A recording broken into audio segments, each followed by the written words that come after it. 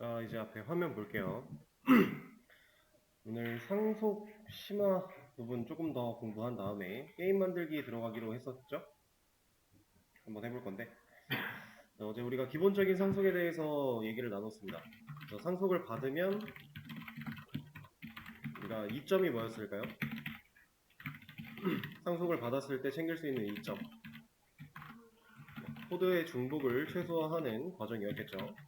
그게 가장 큰 상속이라는 개념의 존재의 의의였으니까.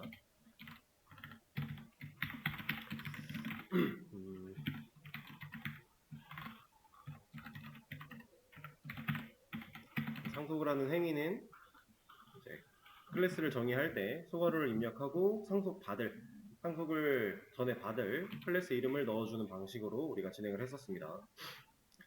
그래서 그냥 얘는 이렇게만 남겨놓도록 하고, 여기서 스튜던트 클래스에 해당하는 인스턴스를 하나 만들어낸 다음에 얘한테 뭘 쓸 수 있는지 조회를 해보면 부모한테 물려받은 하위 메서드를 중복 없이 그냥 사용할 수 있게끔 해주는, 이런 게 기본적인 상속에 대한 내용이었죠. 오늘은 조금 더 디테일한 내용을 다뤄볼 건데, 자,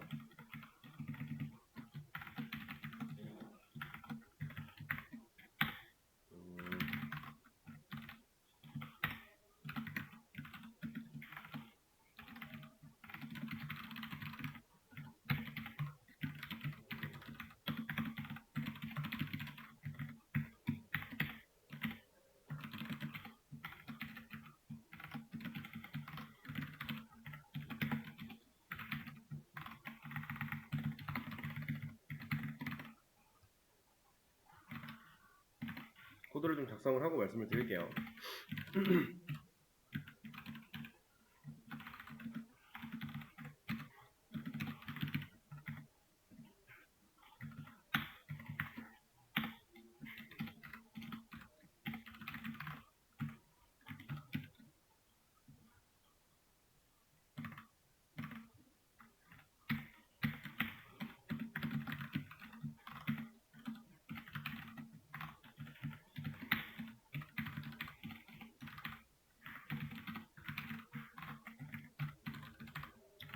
제가 코드를 앞에 좀 작성을 했습니다. 지금 이 코드를 보면은 딱히 어려운 내용은 없어요. 우리가 그동안 해왔던 개념 그대로 사용이 됐는데, 자, person 클래스 하나 정의를 해놓은 거고요. init, 이거는 생성자였죠? 생성자를 통해서 person이라고 하는 클래스의 인스턴스가 생성될 때 자동으로 실행되는 생성자 메서드였습니다. 그래서 얘가 실행이 된다라고 하면 person init 실행됨이라고 하는 출력과 함께 hello라는 변수가 만들어질 것이고, 그 hello 변수에는 안녕이라고 하는 텍스트 str 타입의 데이터가 들어가게 되겠죠. 자, student라고 하는 클래스도 마찬가지 생성자 메서드가 하나 존재하고 있고, 그럼 student 인스턴스가 생성될 때 이러한 출력문 하나 뱉어주면서 study room이라고 하는 변수를 하나 만들어내서 C 클래스라고 하는 값을 넣어놨을 거예요. 자, 그리고 지금 student 인스턴스를 하나 만들어냈고요. 그리고 study room 출력, 그다음 person 인스턴스 하나 만들어낸 다음에 hello 출력, 그 다음에 student 인스턴스한테 hello라고 하는 변수를 출력하는 코드를 작성을 해놨습니다. 자, 상속이라고 하는 개념을 우리가 접목시키지 않은 상태에서 쳐다본다면, 얘가 없다고 가정을 한다면 마지막 줄에 있는 얘는 당연히 안 될 거예요. 얘가 되는 게 말이 안 되죠. hello라는 변수는 존재하지 않을 거니까. 근데 우린 지금 상속이라고 하는 개념을 사용을 하고 있네요. 자, 그러면 상속 개념을 사용했을 때 이 코드를 실행한 결과가 얘가 안녕이라는 결과를 잘 출력해 줄 수 있을까요? 한번 추측을 해보는 거예요. 이건 우리가 아직 배우지 않은 개념이기 때문에, 이게 상속이 없었다고 하면은 당연히 안 되는 건데, 상속이 있으니까 얘는 물려준다라 그랬잖아요. person 클래스가 가지고 있는 모든 거를 student 클래스한테 물려준다라고 했기 때문에 과연 이 hello라는 변수도 제대로 물려줘서 사용이 가능할 것인가에 대한 내용입니다. 자, 이 친구는 실행을 시켜보면 에러가 발생을 해요. 에러가 나오는 이유는 마지막 줄에 있는 a.hello를 출력하는 상황에서 student라고 하는 객체 안쪽에 has no attribute, hello라는 attribute를 가지고 있지 않대요. 그 말인즉슨 뭐냐? person 클래스가 만들어냈던 hello라고 하는 이 변수, 이 init 메서드가 실행됨과 동시에 생성된 이 hello라는 변수는 student한테 올바르게 상속되지 않은 상황이겠죠. 상속이 돼서 물려받았다면 이 녀석이 당연히 호출이 가능했어야 되는데 불러 쓸 수 있었어야 되는데 안 됐다는 얘기예요. 심지어 에러 메시지는 찾을 수 없다, 가지고 있지 않다라고 하고 있습니다. 자, 그럼 왜 안 될까요? 펄스는 분명히 물려준다라고 했는데 우리가 그거에 대해서 생각을 해볼 필요가 있어요. 그리고 이제 다른 언어를 같이 병행하셨거나 혹은 먼저 선수강을 하시고 지금 파이썬을 듣고 계신 분들이라면 여기서 또 다른 차이점이 또 느껴지실 거예요. 자바를 기준으로 봤을 때 이런 식으로 상속관계에 속해 있다면 얘는 그냥 사용이 가능했어요. 변수도 마찬가지로 사용이 가능했을 텐데 얘는 안 됩니다. 이 녀석이 안 되는 이유는 개념적으로 보면 간단해요. 얘 언제 실행된다고요? 생성자의 개념이었던 init 메서드, 얘는 언제 실행된다? 인스턴스가 생겨날 때 실행된다. 자, 그럼 보겠습니다. 스튜던트 인스턴스가 생겨나는 이 시점에 얘는 실행이 될까요? 우리가 지금 출력 결과를 보면 안 됐다라는 걸 눈으로 볼 수 있어요. 만약에 부모 클래스에 있는 init 생성자가 자동으로 자식 클래스의 인스턴스가 생성되는 시점에 호출이 돼서 실행이 됐다라고 한다면 여기에는 스튜던트 init과 person init 실행됨이 두 개가 나와 있었어야 돼요. 근데 없죠. 그렇다라는 건 person 클래스에 존재하는 init 메서드는 실행된 적이 없다라는 얘기겠죠. 이 시점에 말하고 있는 거예요. 이 시점을. 그리고 나서 A 스터디룸 출력한 게 C 클래스로 잘 나왔고 그 밑에서 person의 인스턴스가 만들어지는 시점에 init이 실행이 됩니다. 그리고 헬로를 찍어보면 init 메서드 실행됐으니까 여기서는 문제없이 나오는 거고요. 근데 A.L로 얘가 인스턴스가 만들어지는 시점에 person 클래스의 init 메서드는 실행된 적이 없으니까 당연히 만들어져 있지 않은 변수가 될 것이다 라는 개념이에요. 조금 다를 수 있겠죠. 이제 유사한 게 있고 같은 게 있고 그리고 좀 다른 게 있는데 다른 언어랑 다른 점들을 잘 비교해 가면서 공부를 하셔야 여러분들이 헷갈리지 않고 사용할 수 있습니다. 개념적인 부분들이 조금씩은 다르기 때문에 근데 전반적으로 큰 결은 다 똑같아요. 그래서 여러분들 이런 얘기 들어보셨을 거예요. 이제 우리가 파이썬을 공부하러 오시는 이 수업을 들으러 오시는 이 시점에 뭐 자바가 됐든 뭐 C가 됐든 여러분들이 필요한 언어를 명확하게 선택하지 못한 상황에서는 같이 병행해서 공부를 하게끔 이제 권유를 많이 받았을 겁니다. 그 이유가 언어들이 가지고 있는 큰 결은 결국 하나예요. 길이 하나밖에 없어요. 이 결은 똑같아요. 이게 왜 똑같을 수밖에 없냐? 언어는 지금 우리가 배우고 있는 이 자바, C, 파이썬 같은 이런 프로그래밍 언어는 뭐 하는 애예요? 컴퓨터랑 대화하기 위해서 우리가 공부하는 언어예요. 언어. 컴퓨터랑 소통하기 위한 언어. 그러면 자바가 됐든 C가 됐든 결국 컴퓨터랑 소통하기 위한 언어이기 때문에 결이 같을 수밖에 없는 겁니다. 이 결이 달라지지 않는 이유. 그러니까 이 결 안에서 이제 길 모양이 조금씩 다를 뿐이죠. 뭐 예를 들어 자바가 이렇게 생긴 길이라면 C는 이렇게 생긴 길인 거고 파이썬은 이렇게 생긴 길이다. 이런 느낌으로밖에 차이가 없기 때문에 여러분들이 공부할 때 같이 공부를 하시면 훨씬 습득하는 데 습득하는 데 도움이 될 거다라는 얘기였습니다. 근데 왜 이런 지금 문법적인 차이만 봐도 사실 같이 배웠을 때 너무 헷갈린 거 아닌가요? 라고 생각하실 수 있는데 조금씩 다른 이 차이점들을 제외하고 동일하게 진행되는 내용 같은 경우는 여러분들이 만약에 자바랑 C랑 파이썬을 같이 배워요. 이런 상황이라고 가정을 해볼게요. 똑같아요, 얘네 셋이. 그럼 여러분들은 공부를 몇 번 하는 거예요? 3번 하는 거예요. 그럼 기본적인 문법의 이해가 훨씬 더 수월하겠죠. 여러분들이 별도의 시간을 내서 복습을 하지 않아도 수업만 들어도 3번을 하게 될 거니까. 물론 그 와중에 이런 식으로 차이가 존재하는 녀석들 같은 경우는 명확하게 인지하고 복습을 따로 진행을 하셔야 됩니다.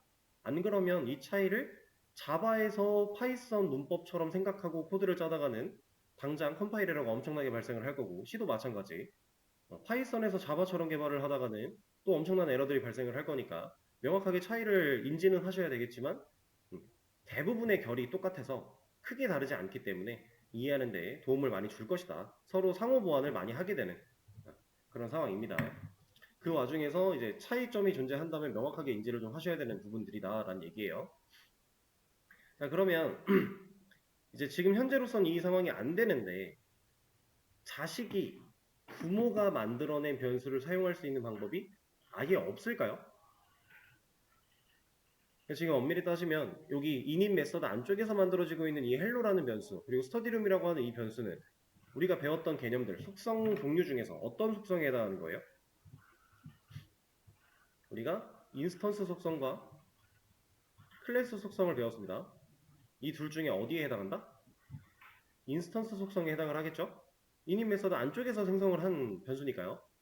자, 그럼 부모 클래스의 인스턴스 속성을 자식 클래스가 물려받아서 사용할 수 있는 방법이 없나? 라는 얘기예요. 없다면 상속이 존재하는 의미가 코드의 중복을 최소화하기 위해서였는데 변수적인 부분에서는 코드를 중복을 제거를 못하겠네요. 상속을 쓴다고 해도 이런 기능이 존재하지 않는다라고 하면. 근데 당연히 그렇진 않겠죠. 대신에 사용하는 방법이 따로 있을 뿐입니다. 자, 어떻게 쓰는 거냐면 자, 이 녀석은 그냥 둘 거예요. 얘는 이제 실행이 됐나 안 됐나를 파악하기 위해서 그냥 둘 거고 여기다가 슈퍼 소괄호 하고 점을 찍었습니다. 그리고 이닛을 호출할 거예요. 자, 이 행위를 하고 나면 이제 결과를 한번 보세요. 실행 결과에서 자, 스튜던트 인스턴스가 만들어지는 이 시점에 스튜던트 in이 실행됨 먼저 나왔고요. 그 다음에 뭐 했어요? person in이 실행됨 했죠. 자, 이 person in이 실행됨이 얘 때문에 진행이 된 겁니다. 얘가 지금 이 슈퍼라고 하는 이 녀석이 뭘 하는 거냐면 자기 자신의 부모를 찾아가게끔 하는 역할을 수행해요. 자, 근데 여기서 중요한 개념이에요. 부모가 한 명만 있을까요? 자, 제가 지금 말씀드리는 한 명은 위로, 자, 제가 여기에 스튜던트라고 가정을 하고 여기가 지금 person이라고 가정을 하면 person의 위에 또 부모가 없을까요? 당연히 있을 수 있거든요. 상속은 이렇게 내려갈 수 있기 때문에 얼마든지 내려갈 수 있기 때문에 부모를 따지고 보면 얘네들도 다 이제 자기 자신의 부모 역할이 되는 건데 이런 녀석들을 여러 개 가질 수 있어요. 당연히 타고타고 관계가 내려올 수 있습니다. 자, 그럼 이 슈퍼가 그 중에서 누굴 찾아갈 것이냐 이걸 잘 체크를 하셔야 됩니다. 자, 상식적으로 봤을 때 이게 지금 스튜던트, 이게 펄슨, 그리고 여기에는 뭐 그냥 A라고 칭하겠습니다. 이렇게 있다라고 가정을 하면 얘 기준에서 스튜던트라고 하는 이 녀석 기준에서 순수한 부모는 누구예요? 바로 위에 있는 펄슨이 되겠죠. 그럼 펄슨의 부모로 존재하고 있는 이 A는 스튜던트의 입장에서 뭐라고 칭할 수 있을까요? 우리 일반적인 상식을 생각을 해볼게요. 우리 그 본인의 부모님의 부모님이에요. 우리 뭐라고 불러요? 할아버지 할머니 조부모죠. 네. 근데 언어에서는 이제 조부모라는 개념은 따로 없고 그냥 다 조상이라고 칭하게 됩니다. 그래서 부모가 아니면 조상이 되는 건데 이 슈퍼라고 하는 녀석은 부모만 찾아가게 해요. 바로 위에 있는 부모를 찾아가는 방식이었다라고 생각을 하시면 됩니다. 그러니까 위에서 펄슨 위에 뭐가 있든 펄슨이 어디로부터 내려받았든지 간에 그런 건 신경 쓰지 않아요. 어차피 자기 자신으로 가장 바로 위에 있는 직계 부모만 찾아가는 역할을 하는 게 이 슈퍼. 그리고 나서 init이라고 하는 이 녀석은 그냥 함수 호출문처럼 생겼죠. 실제로 함수를 실행하고 있는 메서드 호출입니다. 그래서 init 메서드를 호출해서 실행해버리는 역할을 해줘요. 근데 이 녀석 우리가 호출하지 않으면 언제 실행된다고요? 인스턴스가 생겨날 때 자동으로 실행된다라고 했죠. 근데 지금 별도로 호출을 해서 사용을 하고 있네요. 자, 그러면 지금 이 상태에서 얘는 어떨까요?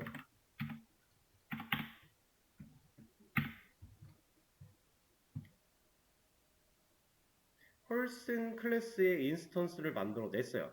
그럼 이 시점에 얘는 실행이 됐겠죠. 그럼 person 클래스로 만들어진 인스턴스로 생성된 그 객체는 헬로라고 하는 변수를 가지고 있을 거니까 당연히 얘를 찍을 수 있죠. 그럼 여기서 인스턴스 만들어졌고 실행했으니까 여기서도 이거 가능할까요? 이거 없으면? 아까 전 상황이랑 동일한 건데 차이점이 존재한다라고 하면 person 인스턴스를 먼저 만들어낸 것 뿐이에요. 과연 해줄 수 있을까요, 얘가?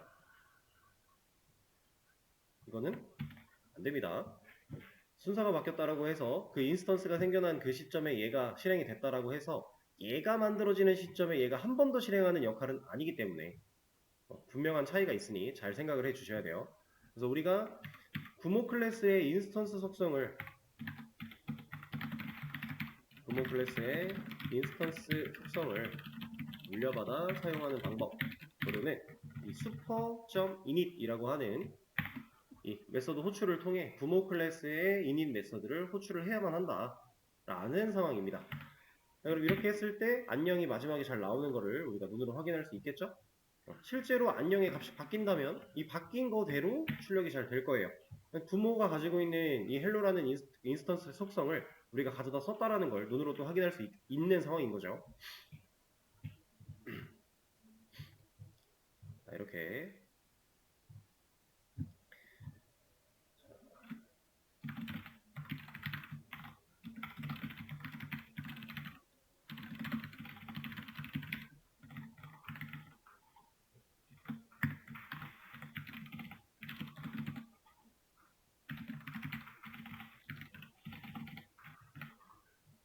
이런 식으로 정리를 해드리겠습니다.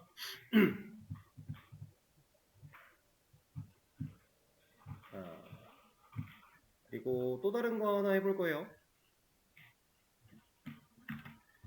얘는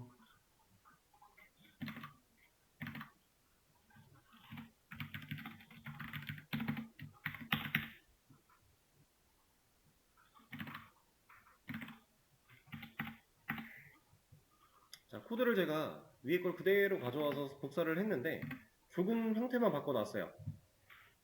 이 코드가 실행되면 이 헬로 나올 수 있어요?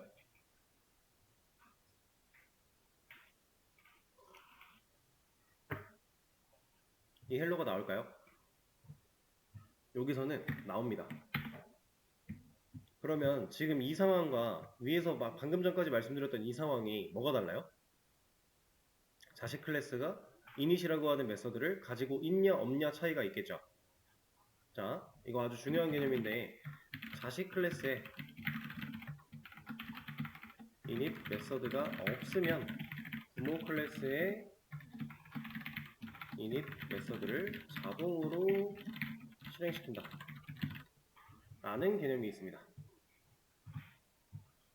자, 이 개념을 가지고 자식 클래스가 부모 클래스의 인스턴스 속성을 물려받아서 또 사용을 할 수가 있어요. 자, 그럼 이 둘을 차이를 가지고 우리가 뭘 인지를 해야 되냐면, 아니, 뭘 인지를 한다기보다는 이거를 이제 좀 이해하기 쉽게 말씀을 드려보자면, 개념이 딱 그렇다라기보다는 느낌적으로 이해만 하시면 돼요. 자, 우리 어제 오버라이딩에 대해서 간단하게 배웠었죠. 오버라이딩이라고 하는 것 자체는 동일한 이름의 함수로, 동일한 이름으로 함수를 자식 클래스에서 정의를 했을 때 부모 클래스가 물려준 그 함수를 그대로 사용하지 않고 내 입맛대로 재정의하는 역할이었어요. 그럼 재정의를 통해 실제로 함수가 없던 게 만들어졌다라는 개념은 아니지만 내용은 내가 원하는 대로 쓸 수 있는 게 오버라이드였습니다. 그죠? 자, 그럼 이 이닛이라고 하는 거 얘를 잘 보세요. 이게 없다라고 가정을 해보고 이렇게 가정을 하면 이 이닛이라고 하는 이 메서드는 동일한 메서드 아닌가요? 그럼 부모가 이닛을 물려줬다라고 가정을 해볼게요. 어제 개념상으로는 이거는 여기다 하나 살려놓도록 하고 개념상으로는 이 메서드가 자식 클래스 안쪽에 눈으로 보이진 않지만 이렇게 들어있다라고 봐도 된다 이런 얘기를 했었어요. 그럼 이렇게 들어있다라고 봐보면 얘네들은 동일한 이름이고 그죠? 매개변수 개수 없죠 둘 다. 둘 다 셀프 하나씩밖에 없잖아요. 그럼 얘는 완전히 동일한 메서드가 되겠네요. 그럼 자식 입장에서 뭐 해야 돼요? 오버라이딩을 하겠다라는 의미겠죠. 그러면 얘가 지금 부모가 물려줬던 이러한 내용을 그대로 사용하지 않고 난 이렇게 오버라이딩해서 쓸 거야 라는 개념처럼 여러분들이 인식을 하셔도 상관은 없습니다. 그래서 안 된 거다라고 보셔도 돼요. 그러니까 완벽하게 딱 들어맞는 개념은 아니지만 이해를 할 때 이렇게 이해를 하셔도 무방하기 때문에 그럼 오버라이딩을 했으니까 이건 더 이상 안 됐을 거고 이만큼의 내용을 실행했으니 헬로는 없다. 이런 개념으로 보셔도 된다라는 거예요. 그럼 밑에 있는 코드에서 지금 문제없이 실행이 됐던 이유가 이 밑에 있는 코드에서 얘를 물려받아 쓸 수 있었던 이유가 방금 전 상황을 그대로 놓고 보자면 얘는 오버라이딩을 안 했으니까 그죠? 오버라이딩을 안 했으니까 부모가 가지고 있는 이거 그대로 물려받았으니 해야죠. 왜? 인스턴스 만들어 줬잖아요. 지금도 똑같은 거예요. 이만큼이 여기에 들어있다라고 가정을 해보면 얘는 init 메서드죠. 그럼 인스턴스가 만들어지는 시점에 실행을 해줘야 될 거잖아요. 그럼 인스턴스 만들었으니까 얘를 한다라는 거죠.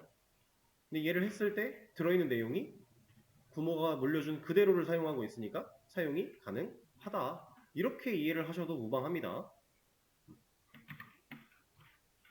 상황이 좀 그려지실까요?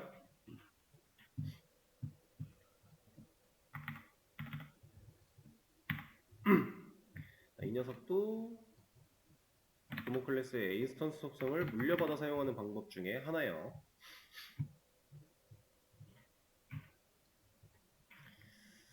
자,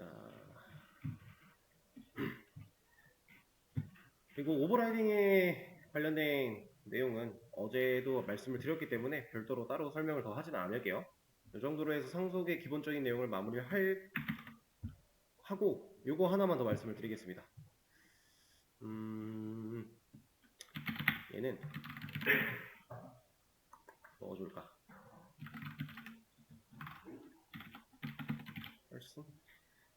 펄슨과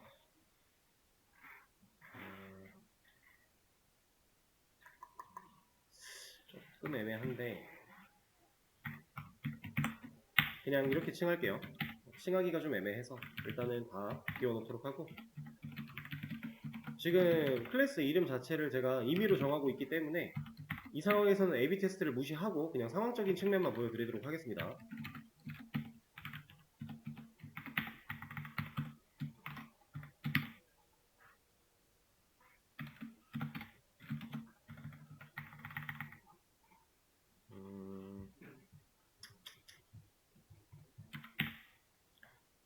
하나씩 만들어 놓도록 하죠.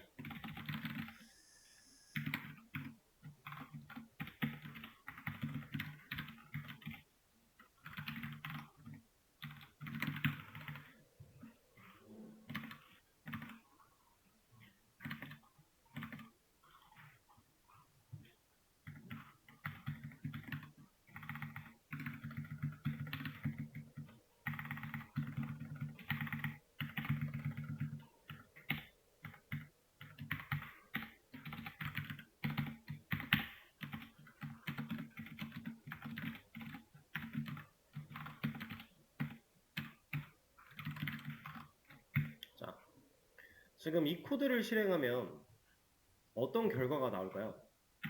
지금 제가 한 건 뭐냐면요, 우리가 클래스 이름 뒤에다가 소괄호 열고 클래스 이름 넣어주면 이 클래스들을 상속받겠다라는 의미였죠. 그러면 지금 제가 소괄호 안에 클래스 이름을 두 개를 컴마를 기준으로 나눠놨으니까 두 개의 클래스를 둘 다 상속받겠다라는 의미처럼 우리가 해석을 할 수 있을 거예요. 그리고 이게 정상적으로 진행을 했다라고 가정을 하면 A한테도 테스트가 있고 B한테도 테스트가 있어요. 둘 다 테스트를 가지고 있죠. 동일한 그 함수, 메서드 이름으로. 근데 작업의 결과는 달라요. 근데 제가 테스트를 호출하고 있습니다. 그러면은 얘도 물려받았을 거고 얘도 물려받았을 건데, 이렇게 이 상황에서 이 C라고 하는 인스턴스는 과연 얘를 실행시켜줄지 얘를 실행시켜줄지 그거를 따져보는 겁니다. 일단 요거부터 말씀드릴게요. 파이썬은 다중상속이 가능해요. 다른 언어랑 다르게 다중상속을 허용합니다. 그래서 이게 여기서는 문제가 전혀 없어요. 그럼 얘가, 이 테스트가 어떤 결과를 보여줄까? 우리는 그걸 고민해보면 되는 거예요.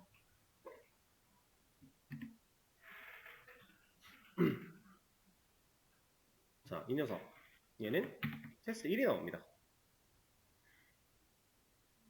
자, 잘 보세요. 이렇게 코드를 바꿨어요. 얘는 테스트 2가 나와요. 그럼 이걸 봤을 때 여러분들이 생각할 수 있는 거, 파이썬은 다른 언어랑 다르게 다중상속을 허용하고는 있지만 그 다중상속이 허용된 시점에서 동일한 이름의 메서드 오버라이딩을 진행하고 있는, 메서드를 동일한 이름으로 물려받고 있는 상황이라고 가정을 할 때 우리가 사용하는 메서드는 앞에 정의되어 있는 상속 부모 클래스 거를 사용을 한다 라는 개념이 되겠죠. A가 앞에 있을 때는 A가 가지고 있는 테스트의 내용으로 테스트 1이라고 하는 결과가 출력이 됐었던 거고, B가 앞에 있을 때는 B가 가지고 있는 얘가 출력이 되는 거니까, 동일한 이름일 때는, 동일한 이름의 메서드일 때는 앞에 있는 녀석에게 물려받은 거를 사용하게 된다. 자, 여기서 또 이제 중요한 개념이 하나가 있습니다. 중요하다기보다는 주의해야 되는 개념. 자, 파이썬은 일단 다중상속이 가능하다. 다중상속의 상황 속에서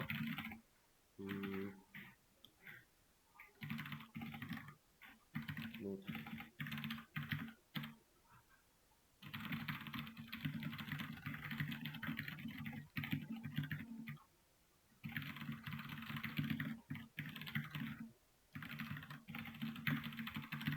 이런 개념인데 물론 여기서 이제 오버라이딩을 실행을 했다라고 하면 이런 거 고민할 필요도 없이 오버라이딩한 결과로 나올 거예요. 이거는 당연한 거니까, 그죠? 요거는 생략을 하도록 하고,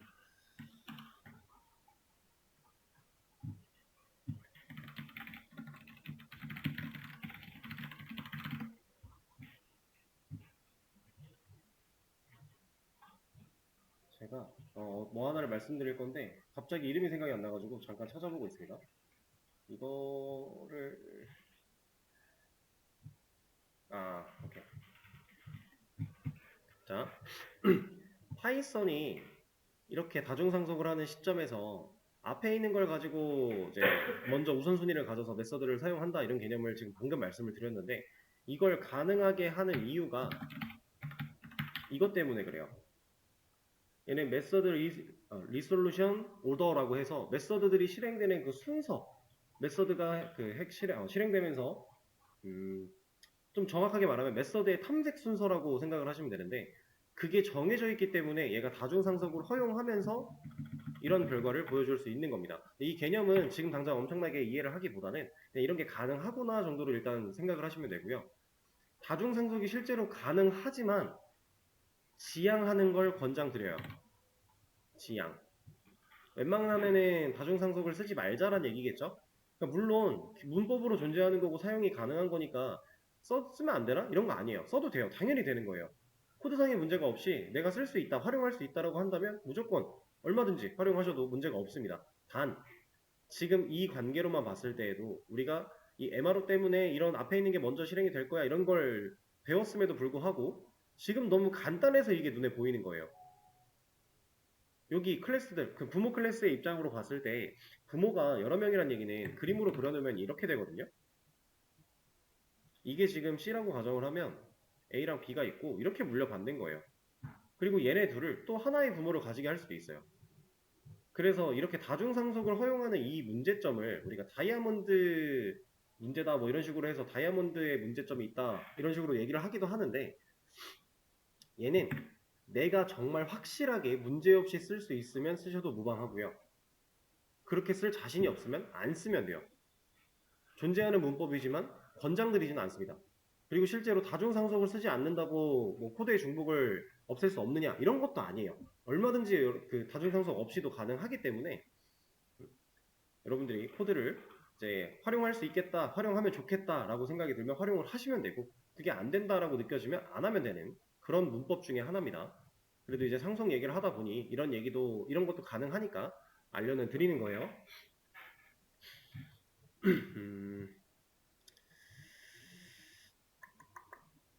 이제 이 부분에 대해서도 약간 여담인데 말들이 좀 많아요. 어떤 말들이 많냐면 애초에 다른 언어가 다중상속을 못하게 막아놨어요. 자바 같은 경우는 이제 인터페이스를 제외하고는 다중상속을 못하게끔 일반적인 상속이 안 되게끔 막아놨는데 그렇게 막아놓는 이유가 애매모호한 상황들을 없애기 위해서 그런 거예요. 지금 이것만 봐도 누굴 실행할 건데 라고 우리가 고민을 해봐야 되는 이런 상황. 근데 MRO 때문에 얘가 가지고 있는 테스트가 실행이 될 거야 라는 결론에 도달을 하지만 어쨌든 그 중간 다리에서 애매모호한 상황을 이게 도달을 할 수밖에 없으니까 그래서 다중상속을 제한을 좀 걸어놓는 편이었는데 파이썬 같은 경우는 얘를 허용했죠. 그래서 이거 가지고도 아직도 찬반 논란이 아직 있어요. 개발자들 사이에서. 다중상속 이거 쓸 수 있는 기능인데 이거 조금만 신경 써서 쓰면은 효율적으로 쓸 수 있는데 왜 굳이 왜 쓰지 말라 그래? 라고 하시는 분들도 있고 이거 쓰면은 헷갈리잖아 라고 하면서 쓰지 말자라고 하시는 분들도 있어요. 그러면 여러분들이 이제 파이썬을 공부하고 뭔가 파이썬을 사용하는 회사로 취업을 했다라고 했을 때 고민을 딱히 할 여지가 없습니다. 그냥 쓰는 회사다 그럼 쓰면 되고요. 안 쓰는 회사야 그럼 안 쓰면 돼요.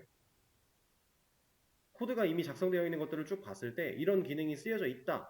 그러면 나도 비슷하게 사용을 하면 되고요. 그게 아니면 안 쓰면 된다. 이런 느낌. 그럼 다중상속을 통해서 좀 헷갈린데 이걸 통해서 얻을 수 있는 이점은 뭐겠어요? 얘도 분명히 장점이 있어요. 서로 다른 클래스 두 개. 그리고 얘네들이 중복되지 않은 상황이라면 우리가 이렇게 다중상속을 받았을 때 이 클래스는 정의하지 않고 얘도 갖다 쓸 수 있는 거잖아요. 이런 건 이점이에요. 근데 중복된 게 존재한다면, 둘이 일치하는 게 있다면 그때부터 이제 헷갈려지는 거니까 그런 부분을 좀 조심해서 활용을 할 수 있으면은 활용을 하면 되는 거. 근데 이제 저 같은 경우도 사실 저는 굳이 활용을 해야 되나? 라는 입장인데 이거는 뭐 제 개인적인 주관이니까 그냥 말씀을 드려보자면 무조건 저를 따라라가 아니에요. 그냥 제 주관이니까. 저는 이 다중상속을 사용함으로써 얻어지는 장점에 비해 얘를 사용함으로써 생기는 그 헷갈린 상황들 때문에 발생하는 오류를 해결하는 시간이 좀 더 불합리하다라고 생각을 해요. 그래서 저는 안 씁니다. 이거는 이제 개발자들의 선호하는 성향도 영향이 있을 거니까 여러분들이 그걸 좀 감안을 하고 이해를 해주시면 될 것 같아요. 그래서 뭐 궁금하신 분들은 한번 파이썬 다중상속에 대해서 검색을 해보시면 더 좋을 거고요. 이런 개념을 가지고 이제 상속 개념은 마무리를 하도록 하겠습니다. 상속 심화. 이것도 제가 수업 페이지에 공유를 하나 해드리도록 할게요. 자, 이제는 우리가 저번부터 계속 예고를 드리고 있던 미니게임 만들기를 해볼 건데 그 미니게임 만들기는 여기서 콜앱에서 진행할 게 아니에요. 새로운 툴도 설치를 좀 해야 되고 그 툴을 가지고서 우리가 실제로 만든 게임을 실행시켜보고 게임을 플레이해보기도 하고 이런 것들을 좀 진행을 할 거예요. 근데 자, 이거는 한번 지금 다 같이 검색을 한번 해보시죠. 구글을 연 다음에 파이게임이라고 검색을 해볼게요. 우리가 새로운 툴 설치하고 이런 것들 제가 그냥 알려드린 대로 안내해드린 대로 쭉 따라오시면 되는데 얘는 여러분들이 한번 보실 필요가 있어요. 지금 타이밍상으로 곧 쉬는 시간이 부여가 될 거니까 쉬는 시간을 좀 길게 드릴 테니 이 사이트를 한번 둘러보는 시간을 가져보시면 돼요.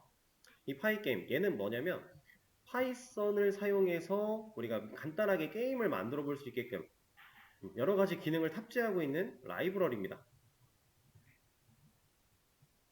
라이브러리. 자, 그럼 라이브러리는 뭐예요? 라고 생각하실 수 있겠죠? 라이브러리는 뭐냐면 그냥 진짜 간단하게 말씀드려서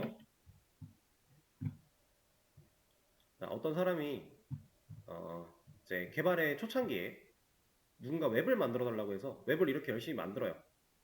막 본인이 생각한 코드를 열심히 짜서 기능들을 이 네모 하나하나가 기능이라고 보시면 됩니다. 열심히 해서 웹을 하나 뚝딱 만들어 냈습니다. 그래서 이제 납품을 하고 돈을 받았어요. 그래서 와 좋다 하고 있는데 누군가 웹을 하나 더 만들어 달래요. 다른 사람이. 근데 또 만들려고 보니까 이 우리가 내가 방금 전에 얼마 전에 만들어 놨던 이 네 가지 기능이 거의 똑같이 사용이 되는데 한 가지만 좀 다르대요. 이런 식으로. 나머지는 다 똑같대요. 그러면 이 개발자가 이미 만들어 본 거니까 얘네들은 좀 수월하게 만들었을 거고 얘는 새로운 거니까 좀 더 시간 투자를 해서 만들었겠죠? 자, 그리고 나서 일을 또 끝냈는데 또 만들어 달래요. 그래서 보니까 이번에는 얘만 다르대요. 이런 식으로. 그러면 얘네들 또 해봤던 거니까 쉽게 만들 수 있을 거고 얘만 또 새로 만들어내면 되는 거겠죠? 이런 느낌으로 웹을 여러 개를 만들고 있었어요. 근데 만들다 보니까 아무리 내가 많이 해봤던 거라 익숙할지라도 결국엔 코드를 써내려가는 작업이 귀찮은 거예요. 그래서 이 녀석이 머리를 씁니다. 야, 이거 딱 보니까 웹이라고 하는 거는 애초에 특정 기능들이 반복이 되는구나. 사람들이 어떤 요구를 하든지 간에 비슷비슷하게 생겼구나. 라고 해서 이 틀을 하나 정해놔요. 이렇게 집약체를 하나 만들어 놓는 겁니다. 그럼 이 상황에서 만약에 나는 이건 싫어, 이거 말고 다른 거 줘 라고 하면 이 집약체에서 얘만 빼고 갈아 끼우면 돼요. 이렇게, 그죠? 자, 이런 식으로 여러 사람들이 공통으로 주로 사용되는 기능들을 묶어서 모아서 코드를 작성해 놓은 그거를 라이브러리라고 얘기를 합니다. 이거 되게 간단하게 표현을 해본 건데 뭐 사전적인 정의나 개념 같은 거를 유심히 들여다보면 말이 조금 어렵게 되어 있을 거예요. 근데 그렇게 막 엄청나게 이해를 할 필요가 있는 부분은 아니니까 여러분들이 요 정도 느낌, 여러 사람들이 공통으로 많이 쓰는 기능들을 미리 만들어 놓고 이렇게 저장을 해놨다라는 식으로 보시면 됩니다. 그럼 이렇게 만들어진 라이브러리를 우리가 어떻게 쓰느냐? 그냥 불러다가 쓰면 돼요. 우리 파이썬 코드 이쪽에다가 코드로 불러올 수 있어요. 설치라고 얘기를 하는데 그냥 설치하면 쓸 수 있는 거예요. 그리고 그 설치는 우리가 PIP를 가지고 합니다. 이 PIP 같은 경우는 이제 패키지 파이썬 내에서 패키지들을 관리할 수 있는 이렇게 설치가 가능한 설치를 할 수 있게끔 만들어주는 그냥 패키지 매니저 정도라고 생각을 하시면 되는데 이 패키지 매니저를 통해서 우리가 나중에 파이게임이라는 라이브러리를 설치할 거고요. 그렇게 한번 설치를 해놓고 나면 설치를 했으니까 이제 우리가 그냥 쓰고 싶은 대로 쓰면 돼요. 그런 느낌으로 사용을 하게 될 것이다. 이게 라이브러리다 라고 하는 겁니다. 그래서 여러분들이 이제 라이브러리라고 하는 개념을 들어봤으니까 파이썬 라이브러리 그리고 모듈 그리고 패키지 이런 것들에 대해서도 한번 검색을 해서 차이를 눈으로 보시면 좋습니다. 뭐 개념적으로 막 엄청 크게 다른 건 아닌데 약간씩 차이가 다 있다 보니까 이거 하나 그냥 같이 볼까요? 말이 나온 김에 여기는 모듈 패키지 라이브러리 프레임워크까지 정의가 되어 있다고 하네요. 되게 깔끔한 그림으로 설명이 잘 되어 있는 것 같아요. 자, 모듈이라고 하는 건 파이썬 하나의 파일을 의미해요. 그 파일, 하나의 파이썬 파일 안쪽에 내가 만들어 놓은 여러 가지 기능들을 의미하는 게 모듈이다 라고 보시면 되고 그 모듈들을 묶어서 관리하는 게 패키지다 라고 보시면 되고 그 패키지가 여러 개 묶여 있는 게 라이브러리다 라고 보시면 되네요. 여기 되게 그림을 잘 그려놨네요. 이런 의미로 이해를 하시면 됩니다. 그래서 개념적인 부분 결국에는 이제 뭐 사람들이 주로 사용하는 기능들을 미리 만들어 놓은 그 집약체라고 하는 개념은 다 똑같은 건데 이제 그 범위에 대한 내용이 좀 다른 모듈과 패키지 라이브러리 파이썬은 특히나 이 모듈 패키지 라이브러리 이런 단어들을 많이 사용을 하기 때문에 잘 알아두시면 좋고요. 다음 프레임워크는 여기 써있긴 한데 여기서 뭐 굳이 프레임워크까지 우리가 생각을 해볼 필요는 없을 것 같고 여기 라이브러리에 대한 내용 중에 지금 눈에 띄는 애들이 좀 몇 개 있어서 이것도 그냥 말씀을 드리고 갈게요. 자, 넘파이라고 하는 녀석, 그리고 판다스라고 하는 녀석, 그리고 매트플로 라이브러리라고 하는 이 녀석, 이런 것들.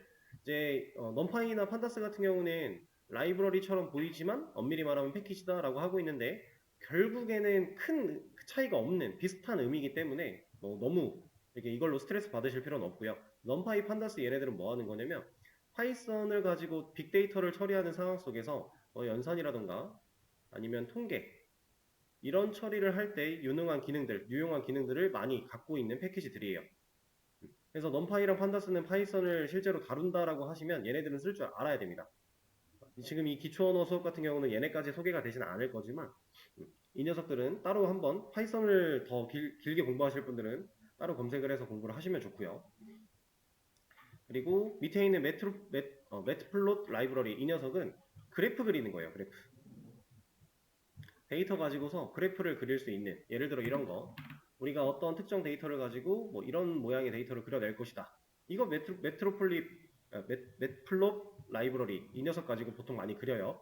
그리고 뭐 이런 그래프도 그릴 수 있고 이런 것도 그릴 수 있고 아니면 점을 찍을 수도 있고 다양한 기능들이 있습니다. 그래서 라이브러리, 모듈, 패키지 이 정도는 여러분들이 알아두시면 좋고요.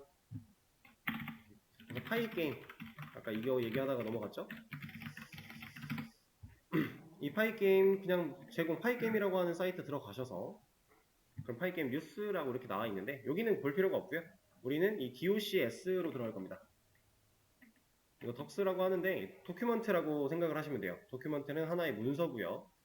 이 문서를 들어가면 여러분들이 뭘 볼 수 있냐? 이 파이게임이라고 하는 라이브러리를 사용해서 내가 개발을 진행할 때 얘가 가지고 있는 다양한 기능들에 대한 설명이 나와 있어요. 그럼 여러분들이 이 도큐먼트를 잘 까봤을 때, 잘 열어서 개념들을 많이 공부를 했을 때 내가 파이 게임 가지고 이런 게임을 만들 때 이런 기능이 필요해. 그럼 여기에 그런 기능이 있나? 찾아볼 수도 있고 여기에 있는 기능을 활용해서 기능을 만들 수도 있고 이런 식으로 이제 사용하기 위한 공식 문서라고 생각을 하시면 됩니다.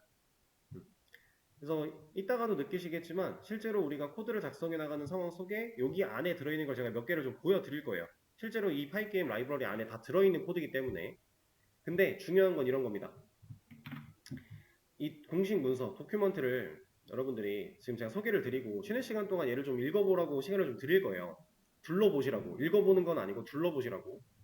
자, 제가 이 파이게임 가지고 게임을 만들려고 하는데 이 DOC를 완전히 정독을 해서 마스터를 한 다음에 나 이제 파이게임 라이브러리에 대해서 공부가 끝났어. 이제 이거 가지고 개발해야지?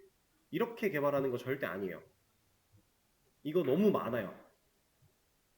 여러분들 이거 파이게임 하나만 제대로 공부하려고 해도요. 요 안에 들어있는 거 다 공부하려면 우리가 지금까지 파이썬 공부해왔던 시간보다 더 오래 걸릴 수도 있어요.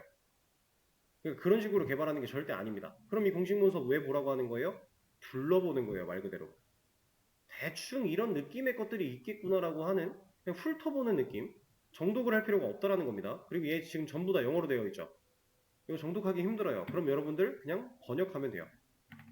이거 한국어로 번역해서 봐도 이해하는데 큰 지장 없습니다.